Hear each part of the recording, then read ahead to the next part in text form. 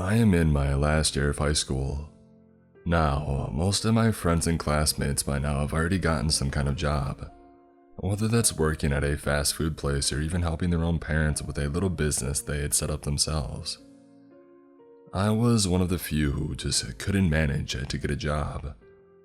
Every application I sent out was merely received with the usual copy and paste reply that summed up to, "You weren't chosen." But I had to get money in some way. That's what led to me to start making and setting up flyers for a sort of house-sitting service. As old school as it seemed, a lot of my neighbors were usually going away on various trips, and very few of them leave their houses alone. So they would usually call up a friend or someone they knew to look after things. To be honest, I wasn't expecting to really get any offers for that reason. That was until I got a call from a friend of mine. To keep it brief, they called because he and his parents would be going out of town for the Easter weekend, and their usual house sitter had recently bailed. They almost canceled the trip until they saw my flyer. I accepted the offer and was told to go to his house early in the morning on Friday to give me the basic rundown of what to do and how to take care of things. Thankfully, they were bringing their dog with them for the trip, so I wouldn't need to worry about that. I got to the house at around 6:30 in the morning on Friday. My friend was already waiting for me at the front door of the house to give me the standard tour. To provide a little detail, the house itself was a standard one-story suburban home. From the front door, there was the living room, which held a reclining sand-colored couch facing a large flat-screen TV. From the living room, straight ahead from the front door, led into the kitchen to the immediate right, and a large dining room ahead.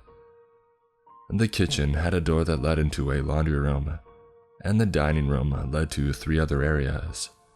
Midway through the dining room, there was an alcove that had 3 doors, or 4 if you counted the towel closet beside the door straight ahead from the alcove entrance. That door led to the guest bathroom, and to the left was a room filled with various creative supplies and materials. To the right was the den, which had a second TV and a computer within. At the end of the dining room were a set of glass doors leading to the back porch. The blinds were half closed, so I was able to see a little bit of the backyard as well. And to the left of that was my friend's room, and to the right was his parents' room, or the master bedroom as others would call it. After the tour and a basic rundown on what needed to be done, my friend waved me goodbye before heading off with his parents. I decided to check over each room before heading away myself. They had told me to come by each morning and each evening to check over the house and tidy things up if needed. They left me their phone number in case anything went wrong, although I wasn't expecting anything to really happen. As I was checking the kitchen, my eyes caught a glimpse of what seemed like an envelope of some kind resting in the middle of the granite countered island at the center of the kitchen. I picked it up, assuming it was just some mail from their other family members, until I saw what was written on the front. In black pen ink, it read, "Additional house rules." I thought to myself that there might be some other things that they may be used to with their usual house sitter that they would want me to do as well. I opened up the envelope and unfolded the paper inside. I was not expecting what I was about to read. On the paper, it read as follows: Additional house rules. Rule 1. Arrive into the house at the exact same time each morning and evening. No exceptions. Rule 2. Make sure any and all doors of any kind are closed. If you find a door opened and you don't remember opening it, close it and avoid entering that room for at least 5 minutes. Rule 3. If anyone calls the house phone past 7 p.m., do not answer it, even if it's our own number. Rule 4. Keep the alcove light and the master bedroom lights on while you're inside the house. Other lights are optional to keep on. However, if any of the lights you turned on happen to turn off for any reason, go to the alcove or master bedroom until the lights turn on again. Rule 5. During your evening check, do not leave the house at any time between 7 and 7:30. Past those times, you may leave at any time. Rule 6. Close the blinds to the backyard before doing anything else during the evening. Do not look out into the backyard for any reason. These rules read to me more like some kind of safety manual more than one standard rule set. I honestly thought it was some kind of joke that my friend wanted to play on me before he had left. Regardless, I kept the list and I headed out for the day. I arrived at 6:45 that night for the evening checkup. I entered the house and began looking around the house for anything out of place as instructed. The house was brightly lit, as I had turned every light on so that I could see. Any doors were closed, so I had to open them to check inside. It wasn't until I had reached my friend's room when I started noticing anything unusual. The door to his room was cracked open, unlike the other doors of the house so far. As I approached the room, I began to hear what sounded like scratching at the door. And before I got within arm's reach of the door, the light in that room flickered very slightly before abruptly shutting off. I began to back away from the door, just as it began to slowly creak open. I backed into the door leading to the master bedroom and I quickly bolted in, closing the door behind me. The creaking of my friend's room door stopped, and for a good 10 seconds it was dead silent. The only sound was that of my own slow breathing, and then I began to hear slow-moving footsteps coming from the room. They slowly approached the door to the master bedroom, of which I was right behind. I looked under the door in hopes that I could see who or what it was, but there was nothing. I saw a shadow stretching slightly into the room from under the door, as if something was there, yet my eyes saw absolutely nothing. I then began to hear the scratching that I had heard earlier, now coming from behind the door. I had no idea what to do. What could I even do? Whatever it was, I couldn't even see it. Eventually, after about 5 long minutes, the scratching abruptly stopped. The shadow under the door was gone. I hesitated before cracking the door open to peek inside of the room. My friend's room was lit up once again, and the door was wide open. I checked the door that I was cowered behind, and there was no evidence that anything had ever been there, let alone had been scratching at the door. I checked the time on my phone. It read 7:05 p.m. I stepped out into the dining room and noticed that the blinds to the backyard weren't closed. I went over to close them, but not before catching a glimpse of the outside. Out in the backyard was a tall, animalistic, shadowed figure. Its appearance almost looked like an 8-foot-tall deer standing on its back legs. It turned its gaze towards mine. On what I assume is its face were 3 bright purple eyes staring right at me. I took no time in closing the blinds the moment that it looked at me, hoping that I would be safe from whatever it was that was out there. My phone read 7:17 p.m. when I heard the home phone ring. I was about to go over to answer it before I remembered one of the additional rules. Rule number 3. If anyone calls the house phone past 7 p.m., do not answer it, even if it's our own number. At this point, I was willing to follow these rules to the letter. I had already had a few close calls due to me nearly not following these strange guidelines. So I let the phone ring on a few more times before it went straight to voicemail, and I let out a sigh of relief. My phone read 7:31 p.m. I decided to start heading home. I was shaken by what I had seen, as I had no clue if it was all some kind of nightmare. But it wasn't a nightmare. It was very real. I hardly got any sleep that night, and by morning, I was running late for the morning check. I drove down to the house and went up to the front door.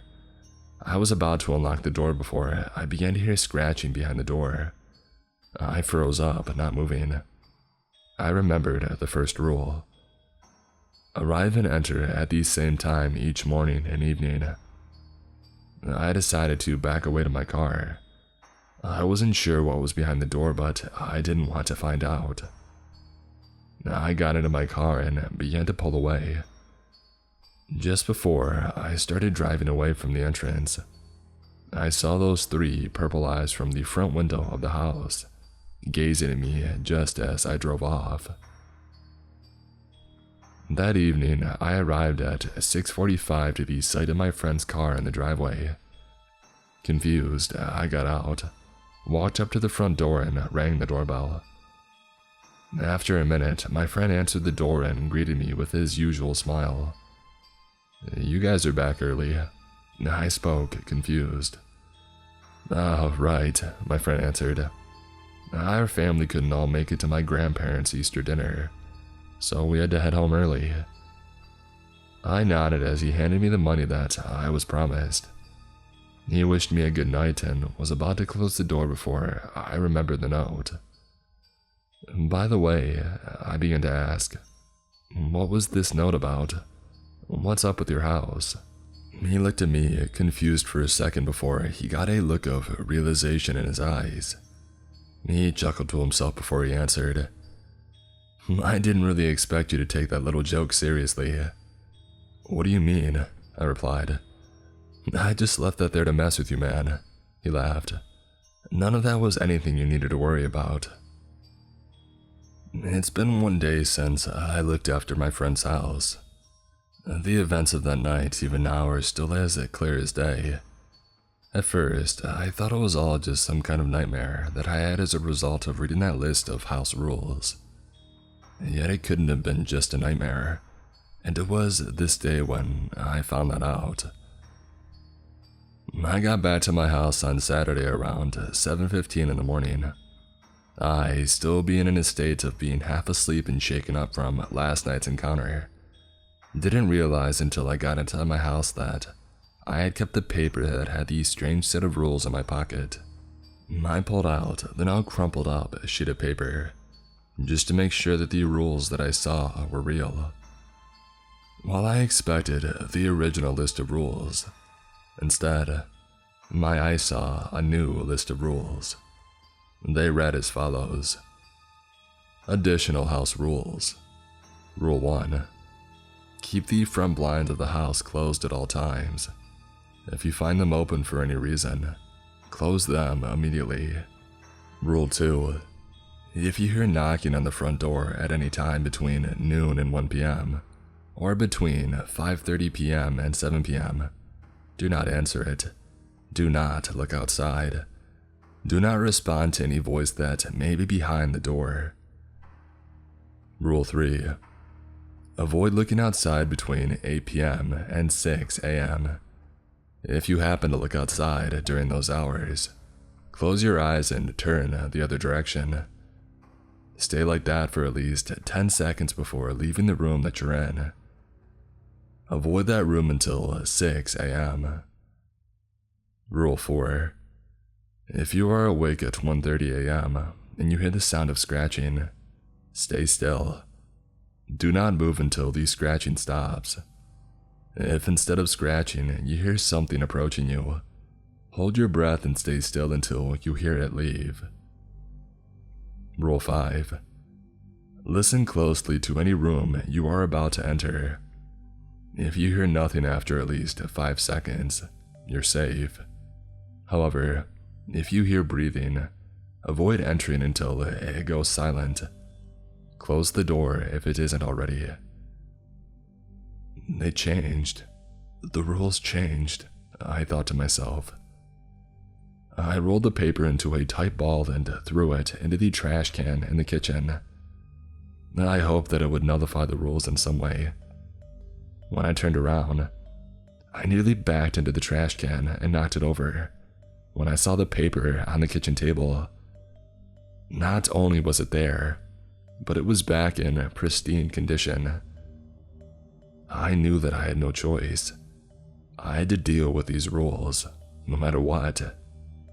It was 12:30 in the afternoon. I was attempting to take my mind off the list by watching some TV when I heard a knock at the front door. I began to approach the door when I stopped myself. I heard another knock at the door.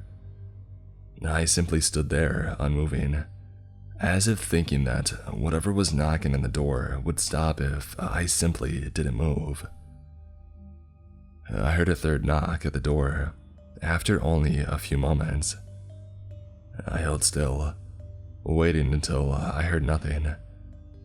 Eventually, nothing came. No further knocking. I let out a long, relieved sigh, not realizing that I had held my breath for the duration of that. I leaned over to check the front blinds. Closed. I headed into the kitchen to refresh myself of the rules, making sure that I had made the right choice. Later that night, around 7:30, I had started to wind down for the evening. Nothing had happened other than the knocking, and I thought that I was in the clear. I approached my bedroom door and started to open it when I heard a very faint, ragged breathing from behind the door. Immediately, I slammed the door shut and I pressed my ear against it. I heard that ragged, animalistic breathing right behind the door, almost as if whatever was there was waiting for me as much as I was waiting for it. After a short time, I heard the breathing begin to retreat away and vanish, after which I cracked the door open to see if I was actually safe. I saw nothing, and I got myself settled into sleep. I woke up suddenly during the night. The clock on my nightstand read 1:30 in the morning. I started looking around my pitch-black room when I began to hear faint scratching near the foot of my bed. I stayed completely still, just as I remembered.